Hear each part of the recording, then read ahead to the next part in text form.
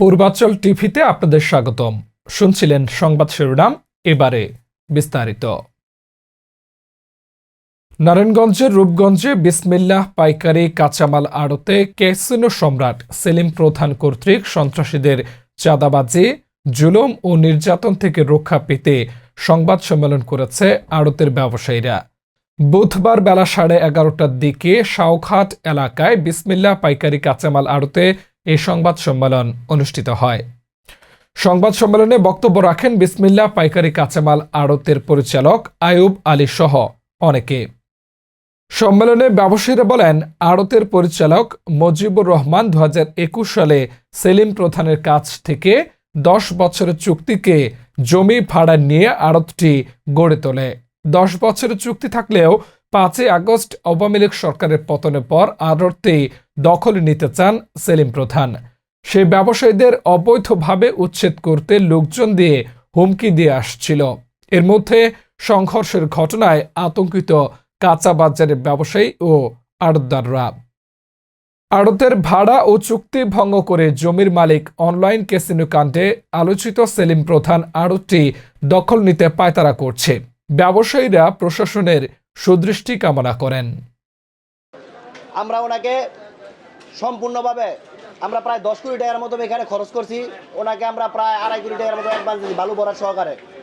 আমরা ভালোভাবে চলতেছিলাম প্রায় 3 বছর যাবত। হঠাৎ উনি আমাদের বিরুদ্ধে বিভিন্ন প্রপাগান্ডা চালিয়ে উনি অস্বীকার করে চুক্তিবদ্ধটাকে এখন আমাদের তাড়িয়ে দেওয়ার জন্য বিভিন্ন পায়তারা করতেছে।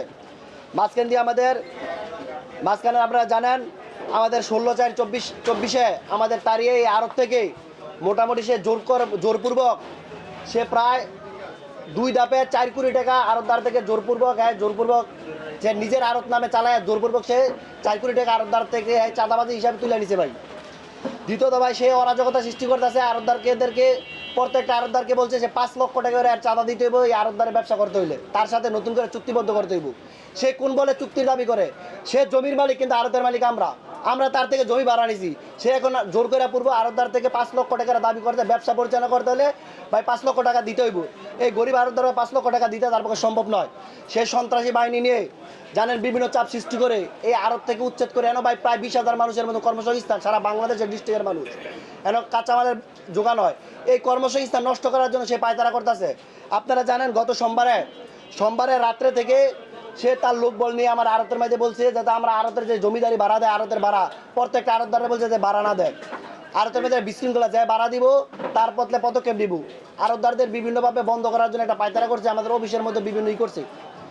এখানে একদল লোক মাদক বিরোধী, চাঁদাবাজ বিরোধী, সন্ত্রাস বিরোধী একটা মিছিল দিতে গেছিল। ওই মিছিলের মধ্যে সেলিমের কথিত সন্ত্রাসী বাহিনীরা অতর্কিত হামলা করে এবং হামলা করে তাদের 2 গ্রুপে একটা সংঘর্ষ হয়। এই সংঘর্ষের সাথে আড়তের কোনো কর্তৃপক্ষ জড়িত নয়। আমরা আড়তের মধ্যে কোনো চাঁদাবাজি, অরাজকতা, বিশৃঙ্খলা আমরা চাই না। ক্যাসিনো সেলিম প্রধান আপনারা জানেন সে কথাকথিক বিশাল বড় ডন, বাংলাদেশের মধ্যে সে নিজেকে ডন দাবি করে। সে চাচ্ছে এই কর্মসংস্থান দূর করে আড়তের মধ্যে চাঁদাবাজিকে লুটপাট করে এই আড়তকে ধ্বংস করার জন্য এবং আমাদের অবৈধভাবে উচ্ছেদ করার জন্য ভাই একদম প্রশাসনের কাছে, স্বরাষ্ট্র উপদেষ্টার কাছে, আমাদের প্রধান উপদেষ্টার কাছে বিচার চাই। এই কর্মসংস্থান রক্ষার্থে ভাই আমাদের আড়তের বৈধ 10 বছর চুক্তি আছে, আমরা এই মেয়াদ পর্যন্ত থাকতে চাই এবং তার ভাড়া সে অস্বীকার করে তাকে তার এটা অবৈধ। ভাই যদি এটা অবৈধ হয় তাহলে সে কেন আমাদের কাছ থেকে ভাড়া নিত 7.5 লক্ষ টাকা করে? যদি অস্বীকার হয় ভাই তাহলে সে কেন ভাই এই ডোবার মধ্যে ভাই আমরা ভাই বালু বানাইছি এতদিন সে আমাদের বলে না কেন, হঠাৎ এসে কেন বলেছ ভাই?